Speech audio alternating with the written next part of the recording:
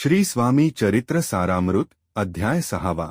श्री स्वामी समर्थांनी चोळप्पांना स्पष्ट सांगितले, बडोद्याच्या राजाच्या मनात भक्तिभाव नाही, तिथे जाण्याचे आम्हाला काही प्रयोजन नाही. हे ऐकून तात्यासाहेब निराश झाले. तरीही त्यांनी अनुष्ठान, दानधर्म, गुरुचरित्र सप्ताह सुरू केला. मोठ्या जेवणावळी दिल्या, पण ही भक्ती दिखाऊ होती. श्री स्वामी शांतपणे सर्व पाहत होते आणि दुर्लक्ष करत होते. शेवटी तात्यासाहेबांनी स्वामींना मेण्यात बसवून पळवण्याचाही प्रयत्न केला, परंतु अर्ध्या रस्त्यातच स्वामी मेण्यातून उतरले आणि क्षणात अक्कलकोटला परतले. प्रयत्न वारंवार झाले, पण स्वामींची लीला अढळ होती. नंतर मल्हाररावांनी यशवंतरावांना द्रव्य आणि अलंकार घेऊन पाठवले.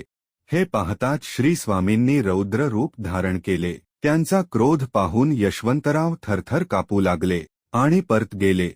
काळ फिरला आणि मल्हाररावांवर आरोप झाले. त्यांना राज्य गमवावे लागले. यातून स्वामींचा संदेश स्पष्ट आहे, संतांना दिखाऊ भक्ती नको, त्यांना हवी असते खरी निष्कपट श्रद्धा.